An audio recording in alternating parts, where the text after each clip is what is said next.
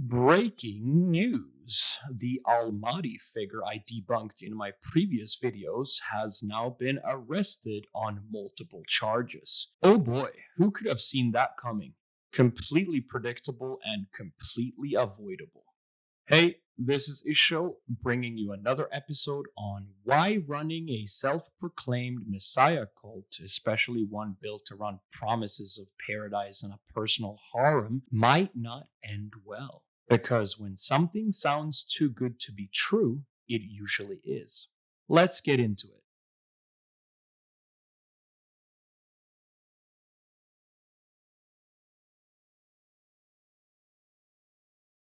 It's been almost a year since I first came across the Mahdi figure and made two videos breaking down his claims and his movement.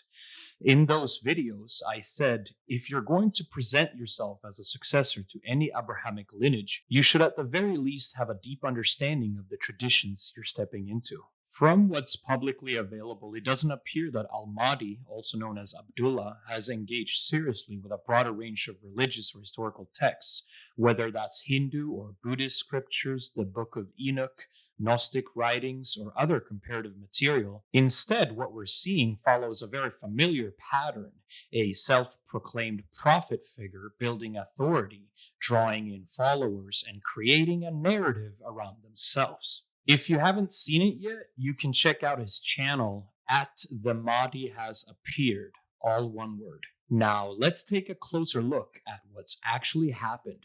On Wednesday morning, the 29th of April 2026, around 500 London police officers carried out a coordinated raid on facilities linked to the Ahmadi religion of peace and light on suspicion of multiple offenses, including modern slavery, forced marriage, and sexual assault. The alleged crimes are reported to have taken place in 2023 following serious allegations made by a woman. Since the raid, 10 individuals have been arrested. The group AROPL did not respond to requests for comments.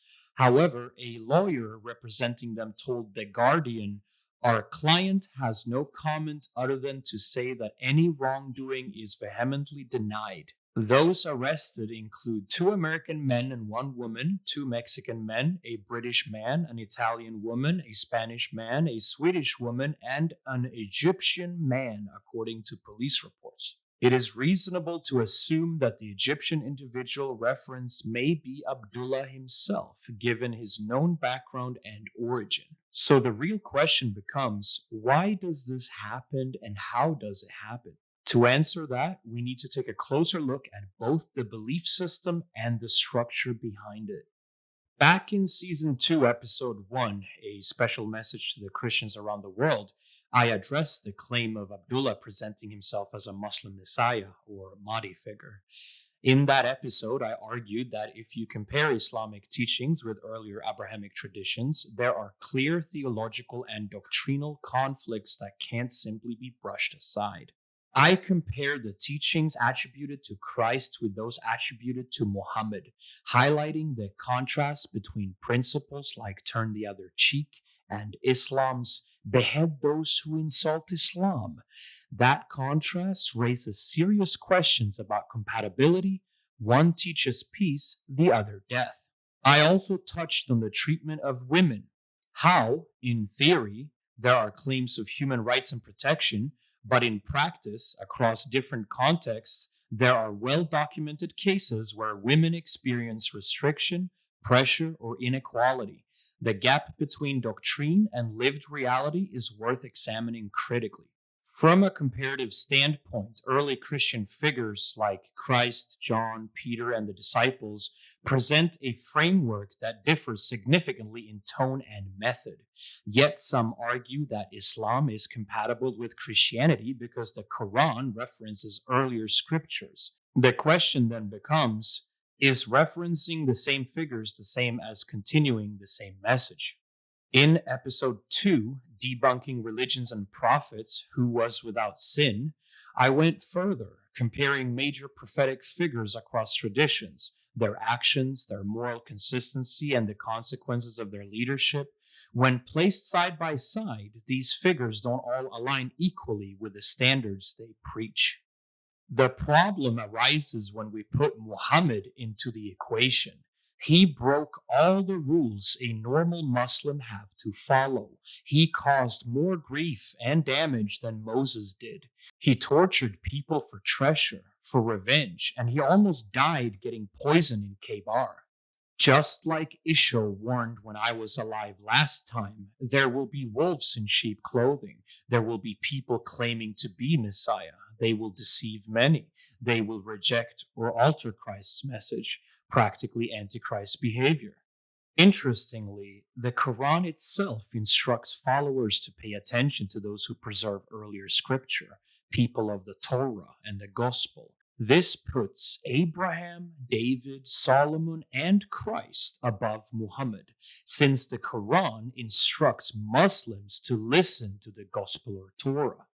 Since I made those videos almost a year ago, another smoking fact about Islam came to me, which practically breaks the whole thing down. In Musnad Ahmad Hadith 3788 and in Jami at-Tirmidhi 2861, it goes into detail about the night of Al-Zut. According to the story, the Prophet tells Ibn Masud to stay inside a drawn circle and not leave it. Afterwards, he leaves Ibn Masud there, and more than 30 beings, described as dark-skinned, tall and scrawny, appear and start surrounding Muhammad. The word used to describe what these people are doing comes down to riding, which is also a word sometimes used to describe intercourse, aka getting it on. Traditional scholars interpret it as a spiritual encounter where a jinn, spirit or demon, crowded around Muhammad, eager to listen to the Quran, where the word riding is an idiom for intense crowds or overwhelming attention, as if talking to jinns is better than what supposedly happened. Some argue that the hadith is weak, while others consider it authentic. Based on what I've seen from Afghani culture, I know for a fact that similar practices happens with dancing boys dressed up as women to be sodomized by old men, known as bakhabazi, which means boy play. A common quote floating around online goes something like, "Wives are for procreation, boys are for pleasure." I don't think this is a mainstream Muslim belief or tradition, but we have to acknowledge some of the homosexual and abusive tendencies hidden in a religion that supposedly is completely against homosexuality. I'm not going to blame just one religion and say they are solely alone in this kind of abuse. It seemed to be full-on pedo season in the news all over the world, with famous traffickers and congressmen buying and selling human slaves, regardless of religion. We're still at 0 arrests after the files got released. Prince Andrew is probably not getting charged. So the real issue isn't just one religion. It's when a belief system, structure, or leadership model creates the conditions for unchecked authority, isolation, and control, it opens the door for cult-like behavior. And when that door opens, history shows us that someone will walk through it. So you want to start a cult and preferably not end up drinking the Kool-Aid yourself, then here are some classic cliche patterns to look out for. Number 1, the leader has absolute authority, claiming to be enlightened, chosen, or divine, immune to criticism. Abuse gets reframed as teaching or initiation. Number 2, isolation and information control. Encouraging distance from family and friends, discouraging outside media or alternative viewpoints, creating an us versus them worldview, rewriting members' pasts to fit the doctrine. Number 3, love bombing and conditional acceptance, intense early validation, belonging, and attention, then sudden withdrawal if compliance drops. Approval becomes tied to obedience, not authenticity. Gradual escalation of commitment. Small agreements lead to bigger ones until it becomes total submission. Classic foot in the door psychology. Boundaries are eroded step by step. Number 5, financial exploitation. Mandatory donations, paying for higher teachings or levels. The leader lives well, while members are encouraged to sacrifice their own financial stability. Number 6, sexual control and access. The leader claims special rights to sexual access. Sacred sexuality is used to justify exploitation. Forced pairings, marriages, or partner swapping. Jealousy is reframed as ego or lack of spiritual maturity. Number 7, language manipulation. Redefining words like freedom, love, ego, and faith. Using jargon or word salad to shut down critical thinking, turning dissent into pathology. Number 8, fear based retention. Threats of spiritual regression, damnation, or energetic attacks. Social exile or shunning. You won't survive without us. Psychological dependence reinforced through fear. Number 9, confession and surveillance. Members are pressured to confess thoughts, doubts, and desires. That information is later used for control or blackmail. Peer monitoring becomes normalized. Everyone watches everyone. Number 10, grand us versus them narrative. We are the chosen. The outside world is corrupt, blind, or hostile.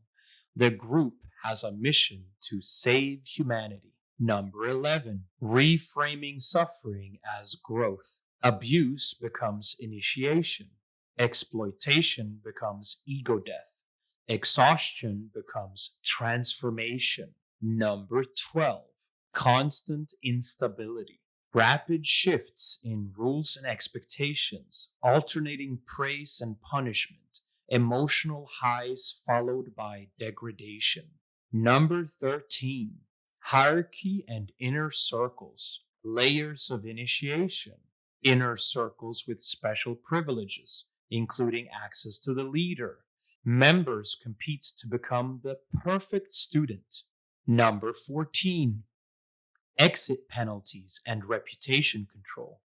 Ex-members are labeled traitors, unstable, or possessed. Smear campaigns, social ties are cut off. When it comes to Mr. Mahdi, he fits perfectly into categories 1, 2, 4, 6, 8, and 9.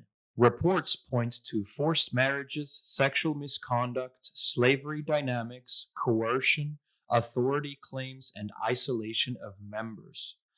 This isn't random behavior. This is a structured system of control targeting cognition, emotion, behavior, and information. And when all four are controlled, you don't have a religion anymore, you have a cult. Being a spiritual leader is not necessarily fun. It comes with immense responsibility and a constant expectation of discipline and spirituality. There's a massive knowledge gap between someone who has studied for decades and people who are just now stepping onto the path. You want to be a spiritual leader? Get ready to answer the same questions over and over again, thousands of times, to different people at different levels of understanding. If you haven't attained even the first stage of enlightenment or the later ones, and if you're not truly disciplined, you might start taking things personally. How people speak to you, how they challenge you, how they misunderstand you. You must practice extreme patience, non-violence, non-conflict, non-agitation, while still being subjected to all of those things from others. You have to be aware of your own ego, your own spirits and demons, your strengths and your blind spots, and at the same time, you must navigate the egos, spirits, and demons of your students. This is where two camps emerge in the spiritual world. Those who walk the path for truth, for God, because it is right, and those who do it for attention, status, and fame. It's very likely that Mahdi Abdullah may have started with genuine intent, but once attention, validation, and authority enter the equation, something shifts. The obligation changes, the personality adapts, and if the foundation isn't solid, it cracks. This is why mastery of meditation is critical. To avoid the spiritual ego traps described in both ancient right hand path traditions and modern left hand path systems, a teacher must actively guard against fallacies, distortions, and the pull of the seven deadly sins and other harmful desires. The core question becomes, are you in control of your desires, or do your desires control you? In Buddhism, suffering arises from the desire and ignorance.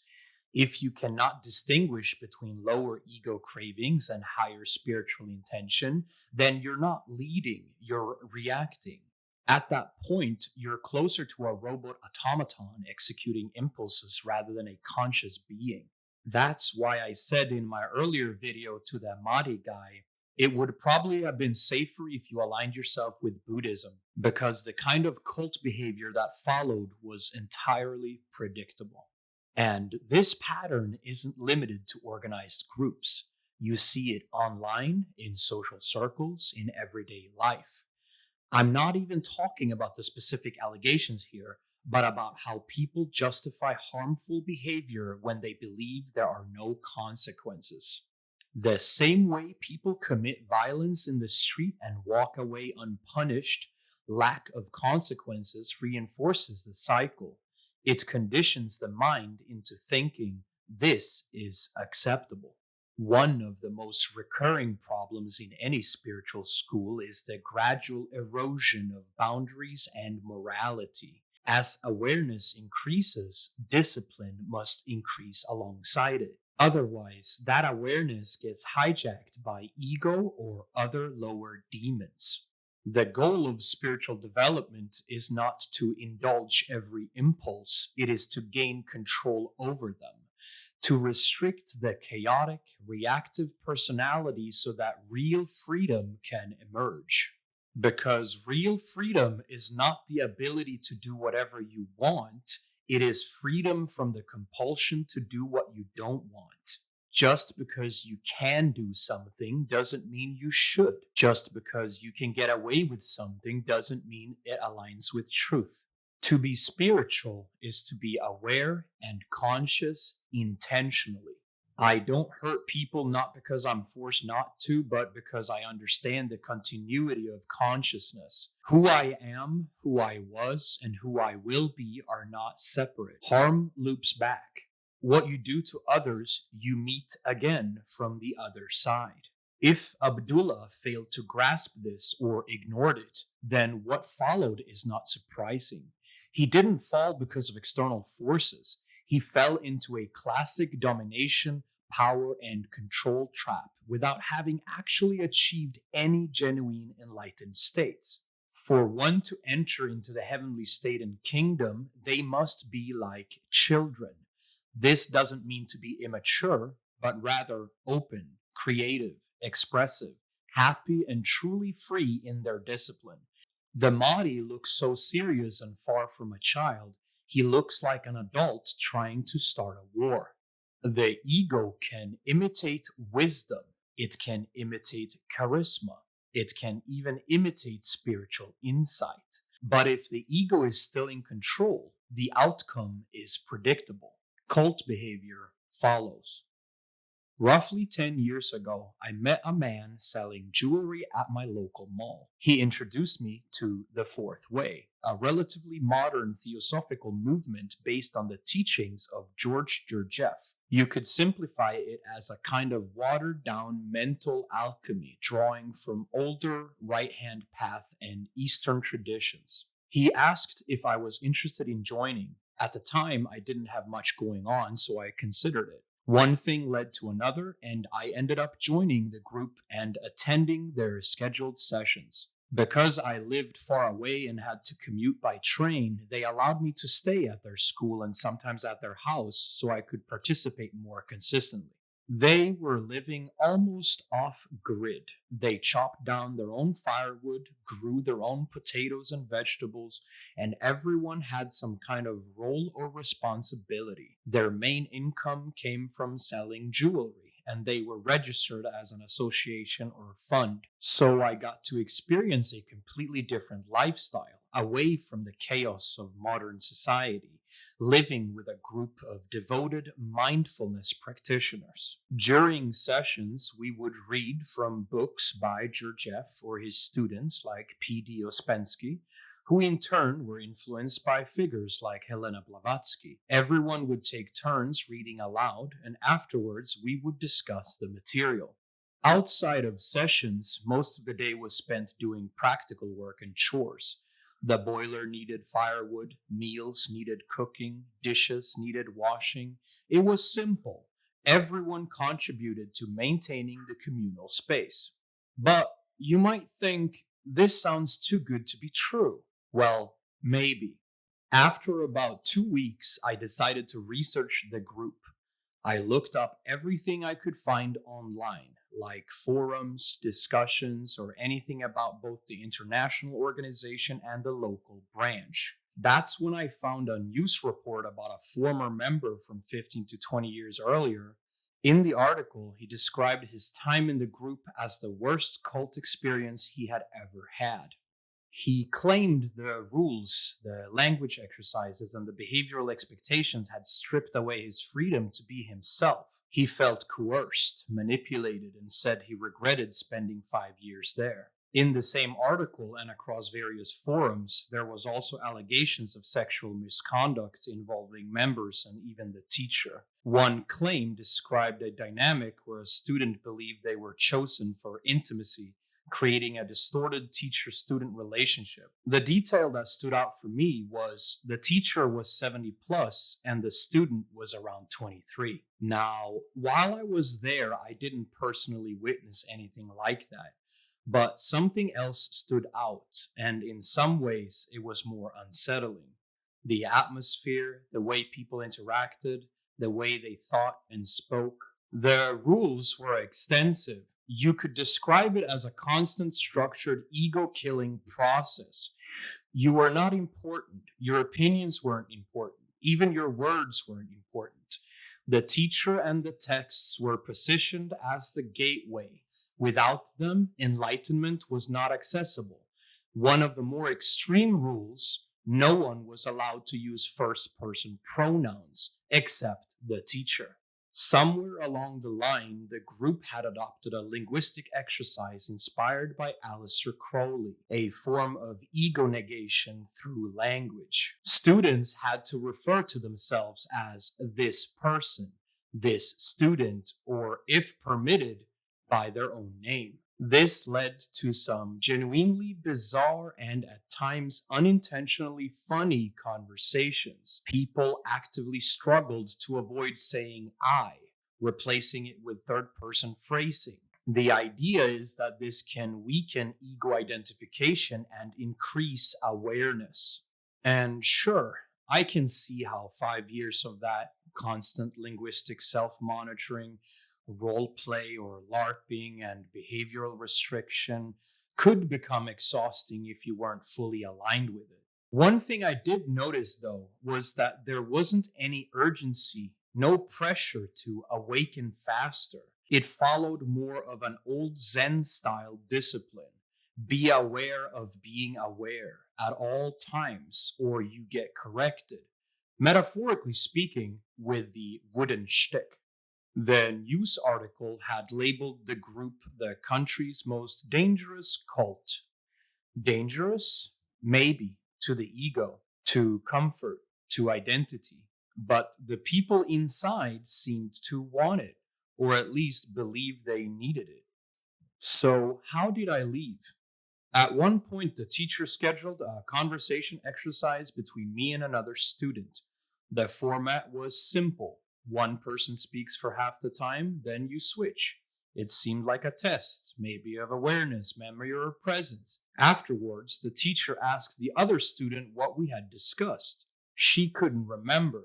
He asked me. I recalled all the key points. Then he arranged another session, this time with a more experienced student. Same format, same outcome.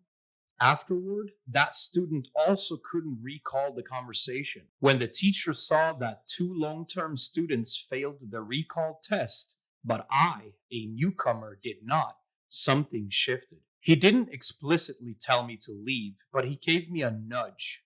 If you break the rules, you are out. So I did. I broke the rule, and that was it. No confrontation, no follow up, no attempt to bring me back, just peace.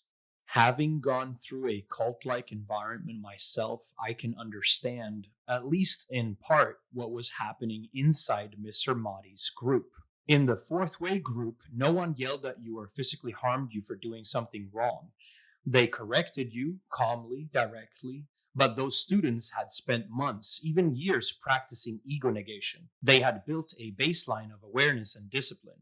That's a very different foundation compared to what we're seeing in the alleged AROPL situation, especially with the reported dynamics of control and coercion. You can build a cult around almost any belief system, but when it comes to Islam specifically, the structure already contains elements that can be exploited in that direction. When you combine doctrines around obedience with practices like multiple wives, power imbalances, and the potential for manipulation, you create conditions that can spiral into abuse if the leader is unchecked. It becomes even more ironic when you look into Abdullah's past. Before claiming to be the Mahdi, he reportedly spent years infiltrating and exposing cults. At some point, he must have recognized the mechanics, how authority is built, how belief is reinforced, how control is maintained.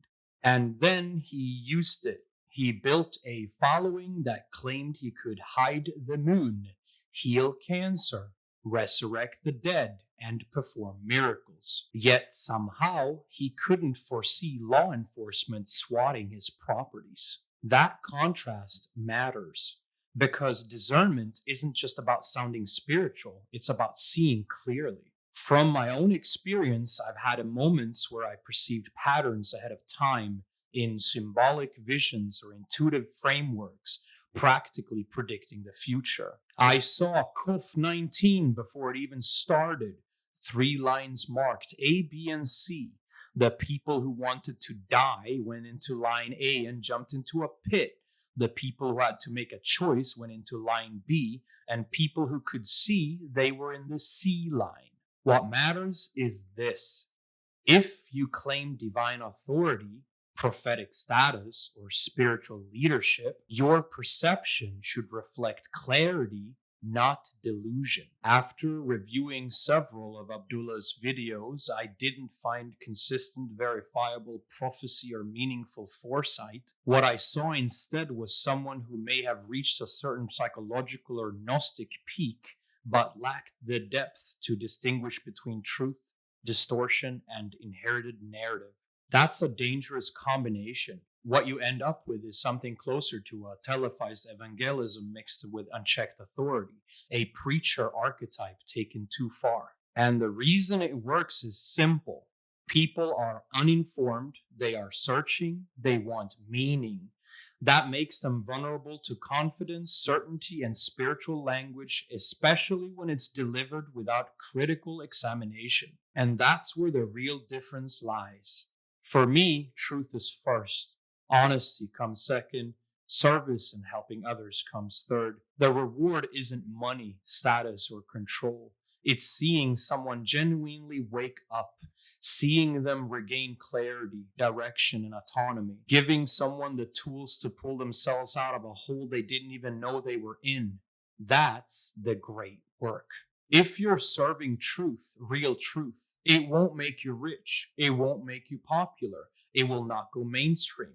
And the moment something does go mainstream, you should at least pause and ask, what's being amplified and what are they hiding? Why do people react emotionally when their beliefs are questioned?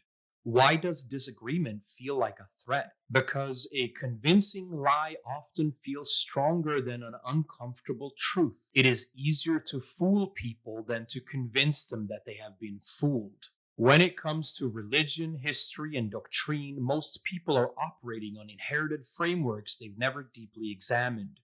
Interpretations, edits, translations, institutional filters, these shape what people believe is truth. And once belief becomes identity, questioning it becomes difficult. That's why independent study, meditation, critical thinking, direct experience matters greatly. Why do so many holy men feel the need to imitate miracles from the Bible as if performance is proof of divinity? Who actually has the authority to call themselves a prophet, a messiah, or a successor? And what are the real prerequisites for that claim? How can someone claim to be the successor to an institution that the original teacher never established? How can you inherit the authority of Peter if the earliest traditions point to Mary Magdalene as the true inheritor of the original movement? How can you claim lineage to a figure you don't fully understand, historically, spiritually, or even by name and origin? If someone studied cults long enough to expose them, how do they end up recreating the same structure themselves? If a leader cannot predict the collapse of their own movement, what does that say about their claimed insight? Why do so many movements begin with truth seeking but end in power, hierarchy, and control? If a belief system discourages questioning, is it protecting truth or protecting itself? Why does isolating followers from family, media, and alternative perspectives strengthen belief rather than weaken it? If enlightenment requires the destruction of ego, who ensures the teacher's ego isn't the one taking control? If a group claims to free you from an illusion but replaces it with a new structure of control, did you ever leave the illusion? If suffering is reframed as growth, how do you distinguish transformation from exploitation? If the truth does not require defense, why do false systems rely on force, fear, and loyalty tests? If awareness is the goal of spirituality, why do so many systems discourage independent thought?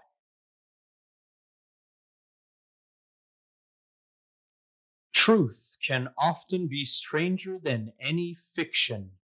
The topics we've covered and questions explored and the wonder they stir are just threads in a much larger infinite tapestry. Take what resonates with you, explore the unknown, and never stop questioning the answers you've been given. Subscribe if you wish to journey further down the spiral into the forgotten, the forbidden, and the transformative. Together, we can seek wisdom that reaches beyond the perceived boundaries of belief.